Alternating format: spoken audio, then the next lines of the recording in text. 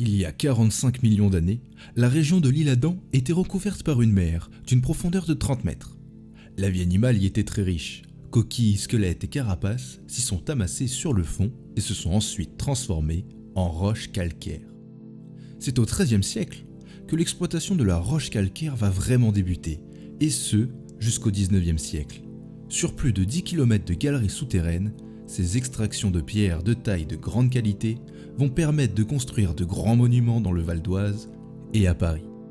Ce sont par exemple des monuments tels que l'abbaye Notre-Dame du Val, le palais de Versailles, l'Hôtel-Dieu de Paris ou bien encore la Sorbonne. D'ailleurs, on retrouve encore aujourd'hui dans les galeries de la Carrière les outils des carriéries. À la fin du 19e siècle, c'est la culture de champignons qui va remplacer l'extraction des pierres, et cela jusqu'en 1980.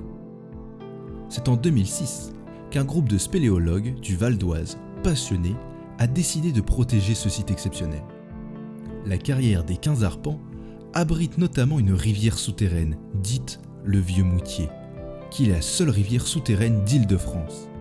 Elle draine toutes les eaux de pluie qui tombent sur la forêt de l'Île-Adam et ressort à l'air libre dans la propriété de l'abbaye du Val. L'eau va alimenter la réserve naturelle du marais de Stors et enfin se jeter dans l'Oise à Mériel après un parcours de 10 km dans les bois. Cette eau très riche en calcaire a entraîné l'apparition de nombreuses concrétions, stalactites et stalagmites, dont certaines sont très rares.